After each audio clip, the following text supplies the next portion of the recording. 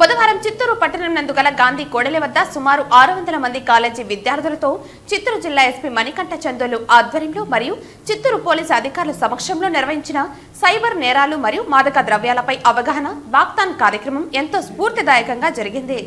విద్యార్థులతో సైబర్ నేరాల పట్ల జాగ్రత్తలు మరియు మాదక ద్రవ్యాల వాడకాల పరిణామాల గురించి నినాదాలు పలికించారు. విద్యార్థులు ఎంతో ఉత్సాహంతో ఈ వాకథాన్ నందు పాల్గొన్నారు. మొత్తం 5 కిలోమీటర్ల పొడవునా వాకథాన్ కొనసాగింది. ఈ సందర్భంగా ఎస్పీ మాట్లాడుతూ ఈ వాకథాన్ ద్వారా చిత్తూరు జిల్లాలో సైబర్ నేరాలు పెరుగుతున్న ముప్పు, మాదక ద్రవ్యాల ప్రబలత వంటి సమకాలీన సమస్యలపై అవగాహన కల్పించడం ముఖ్య లక్ష్యంగా ఉంచబడింది. సైబర్ నేరాలు రోజురోజుకి పెరుగుతున్నాయి. మన వ్యక్తిగత సమాచారాన్ని రక్షించుకోకుండా ఉంటే సైబర్ నేరగాళ్లు దాన్ని దోచుకోవడానికి సిద్ధంగా ఉంటారు. ఇంటర్నెట్లో ఒక చిన్న తప్పు మన జీవితాన్ని అంధకారంలోకి నెట్టవచ్చు. అందువల్ల ప్రతి ఇంటర్నెట్ వినియోగదారులు జాగ్రత్తగా ఉండాలి. ఇతర క్రైమ్లతో పోలిస్తే సైబర్ క్రైమ్ నేరాలు ప్రతి ఏటా 12% పెరుగుతున్నాయని, ఇంకా చాలా సైబర్ నేరాలు పోలీస్ స్టేషన్లో నమోదు కావటం లేదని, దానికి కారణం చాలా ఉన్నాయన్నారు. నగదు తక్కువ పోవటం వల్ల అనవసరంగా ఎందుకు దానికి కేసు పెట్టడం అని ఆలోచించి ముందుకు రావటం లేదని తెలిపారు. సైబర్ క్రైమ్ ద్వారా ఎక్కువ నగదు పోగొట్టుకున్నప్పుడే కేసు నమోదు చేస్తున్నారని తెలిపారు. తక్కువ డబ్బు ఇన్వెస్ట్ చేస్తే ఎక్కువ మొత్తం వస్తుందని ఆశ చూపించడం, డబ్బులు కడితే ఉద్యోగం ఇప్పిస్తామని మోసం చేసి పలు దఫాలుగా ఎక్కువ నగదు తీసుకోవటం, పార్టీ ఉద్యోగాలు ఇప్పిస్తామని వాట్సాప్ గ్రూప్లలో మెసేజ్లు పంపించడం, ఇలా చాలా రకాలుగా సైబర్ మోసాలకు లోనవుతున్నారని, ఈ మధ్య కాలంలో పలంనేరులో దాయ్ యాప్ పేరుతో జరిగిన ఒక సైబర్ క్రైమ్లో ప్రజలు సుమారు 6 కోట్ల మేర డబ్బును పోగొట్టుకున్న విషయం గురించి వివరిస్తూ సైబర్ నేరగాళ్లు ఎలా మాయ చేస్తారో వివరించారు. అనంతరం వాక్థాన్ కార్యక్రమాన్ని జెండా ఊపి ప్రారంభించారు.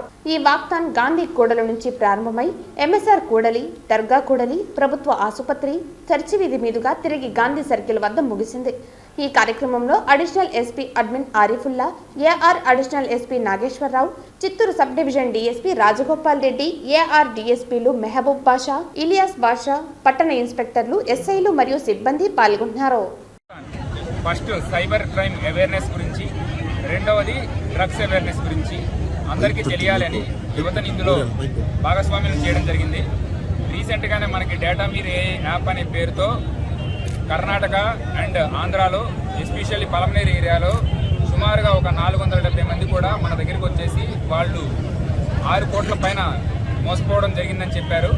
అలానే ఫెడెక్స్ స్కామ్ పేరుతో, ఓటీపీ షేర్ చేసే పేరుతో, నెక్స్ట్ డెబిట్ కార్డ్స్ స్వాప్ చేసే పేరుతో ఇలా పలు రకాలుగా మోసపోవడం జరుగుతుంది.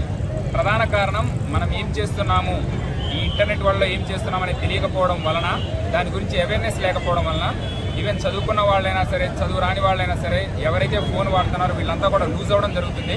ఇది జరగకూడదు, ప్రతి ఒక్కరికి దీని గురించి తెలియాలి అనే ఉద్దేశంతో.